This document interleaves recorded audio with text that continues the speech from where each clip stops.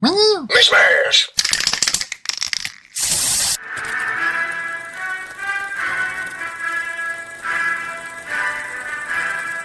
Hey, today we're doing another episode of the Quar Tractors series, and we're going to be talking about the Krassyl. Oh, the Krassyl, one of my very favorites in Quar. Though technically not a tractor, or rather a contraption, this thing is definitely one of the most iconic vehicles in the series. Maybe not the doofiest looking vehicle in the setting, but it's definitely up there, and I love it for that. But like with every other episode of the Tractor series, you can expect me to go into the lore of the vehicle, as well as give a nice little painting tutorial. I'll be going over how to paint the iconic dull gunmetal, as well as painting some freehand. But before we get into all that good stuff, make sure to leave a like, comment, and subscribe, share with a friend, and if you really dig it, consider becoming a channel member. For just $3 a month, you get to see my videos early, and for $5, you get access to a weekly Q&A in which I'll showcase your models. And above everything else, you're just helping me out immensely by doing so. Just want to say a huge thank you to my channel members. You guys are amazing. And if you want to help the channel out even further and help yourself to amazing products that I use on the channel, you can utilize my affiliate links in the description, and you can use my discount codes if applied, especially for Quar stuff. But enough of the promotional stuff, let's get tucked in, have a moth cake, and talk about the Krassyl. I forgot this is the same image, cool. The lore of the Krassyl itself is rather brief, as it is a relatively new contraption. The first Krassyls were developed in early 1760 during the pre-Crusade border war between Lower Barrow and Tok. Once Tok had absorbed Lower Barrow into the Crusade, the Krassyl was among many of the Lower Barrow weapon systems and vehicles folded into the Crusader military. However, these primitive versions of the Krassyl itself did not see widespread use until the conflict between the Crusade and the Grand Army.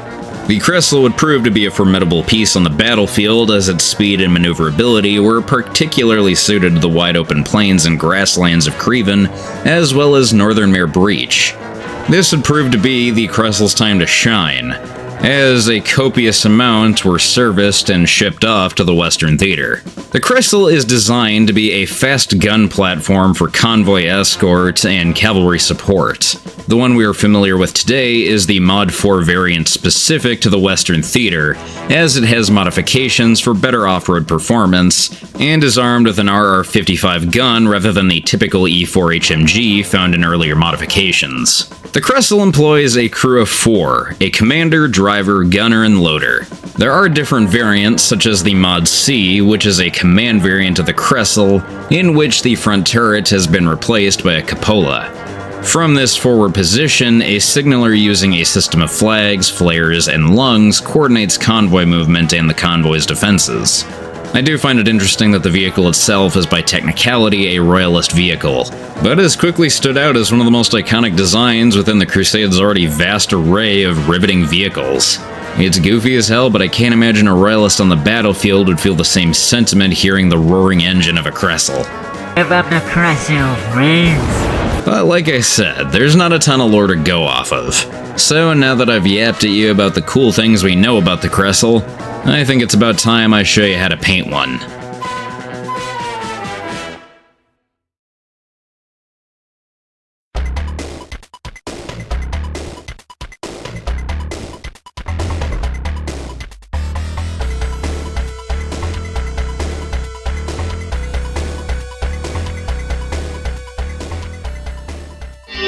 So to prep the miniature, I first sprayed it down using some glossy black primer from Vallejo. Not something I typically use, but it actually ended up working quite well for the metallic finish.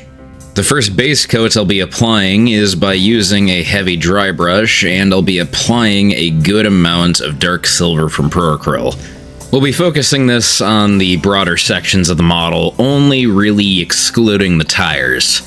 Almost every single depiction of the Krassyl itself is a very matte gunmetal. Using a large base brush probably wouldn't give us the same texture as using a large dry brush. It just leaves the metallic with a much more rough finish, and after around 3 or 4 coats, it's almost picture accurate. But to add a little bit more detail into the model, I decided to shade all of the recesses using a little bit of sepia wash from 2 thin coats. Adding this to all the rivets and divots in the model allows for this to look like a natural machine oil spill. And honestly, though I do love the gunmetal look, it just adds that much more character.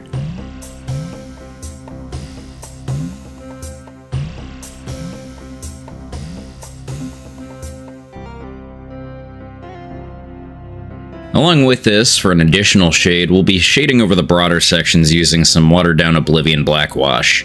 I'd really prefer to not go heavy with this wash, as it's really only there for the highlights to stand out even more. However, you could just leave it as is and do the highlights without the wash. Now switching gears, I'm painting both the front and back tire using some black from AK Interactive. It's pretty simplistic, these are just giant tires.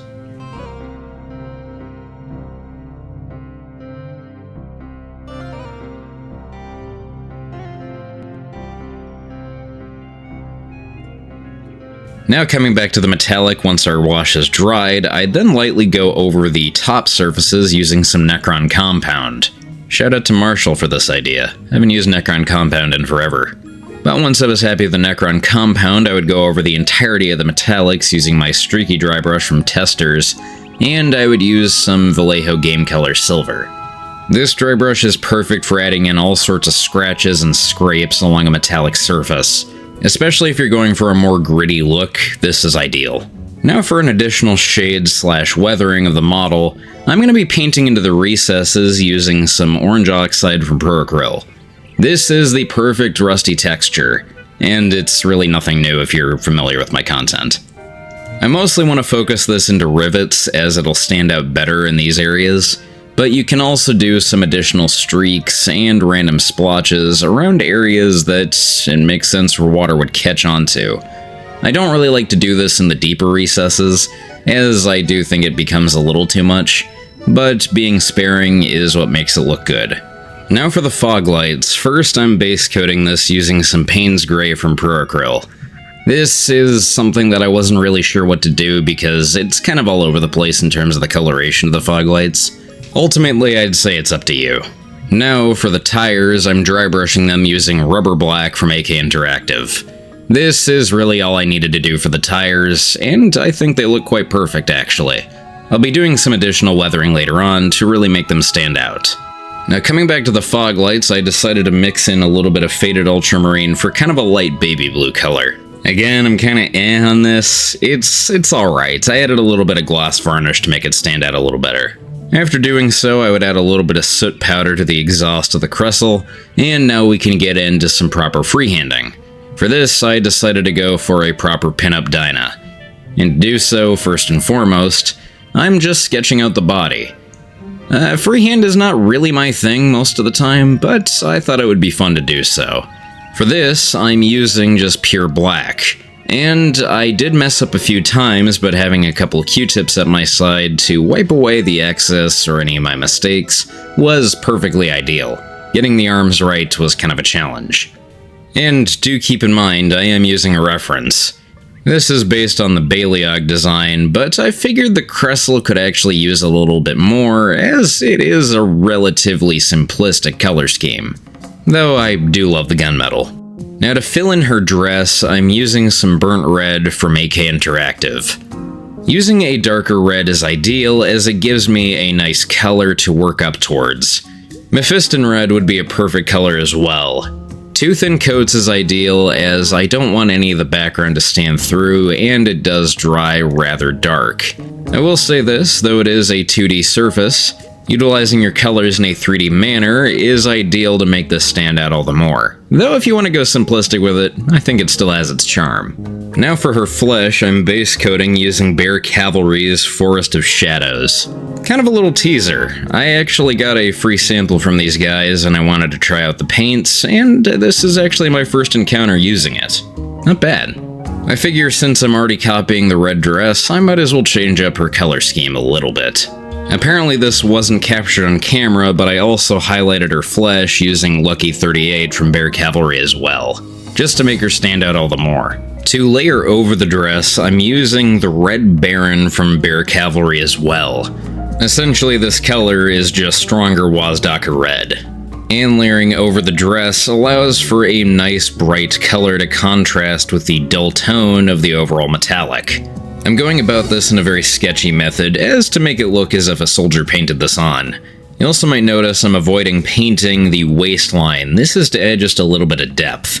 We'll be adding in some other colors later on to really bring this depth out once more, but here it's just easier to just not paint this area. Moving back to the flesh, I'm adding in the signature Quar spots by mixing together some Lucky 38 with a little bit of white.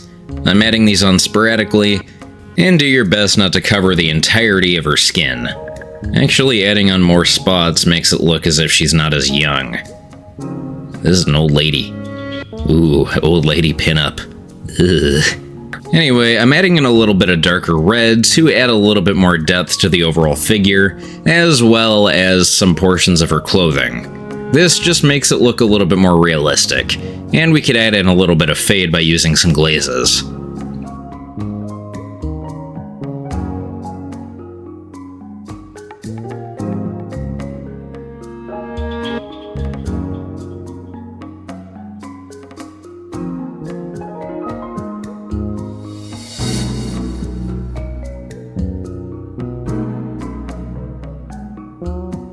Now to add in the other details, I'm painting on her feather using some white, and I'm using the same white to add a bunch of polka dots to her dress. I would also give her a little moth brooch. You don't need to do this, but I don't know, it was cute.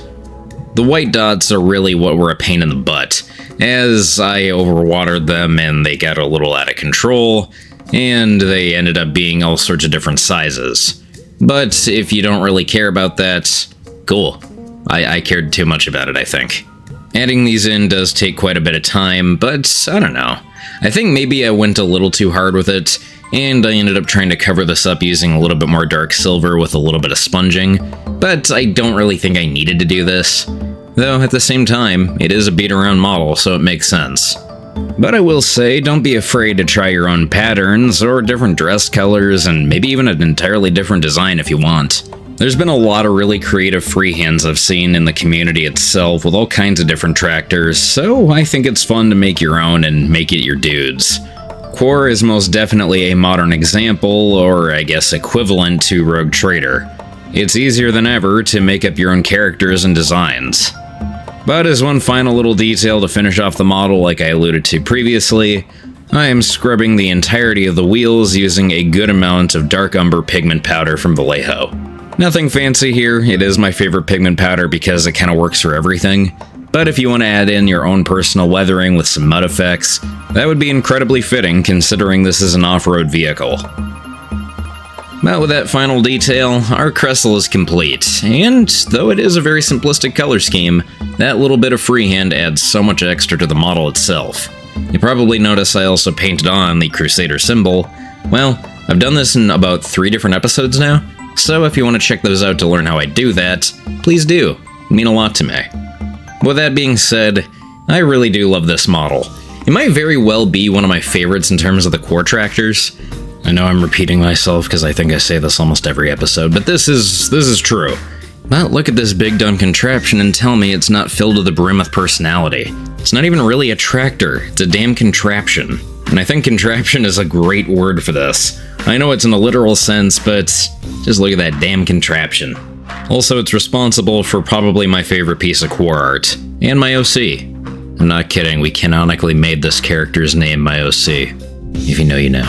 But hey, like always, I hope you enjoyed this, and I know the Quar content is getting a little niche, but for those that are into Quar, I really do appreciate your continued viewership.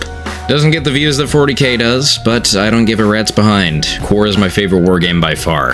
And I should mention now that the next episode will be something far different. A new faction focus, but not in the way that we've done before. But I won't tease you too much. For now, just make sure to leave a like, comment, and subscribe, share it with a friend, and remember to mishmash, kitbash, and paint some fantastic miniatures. And you're gonna. I promise. See ya.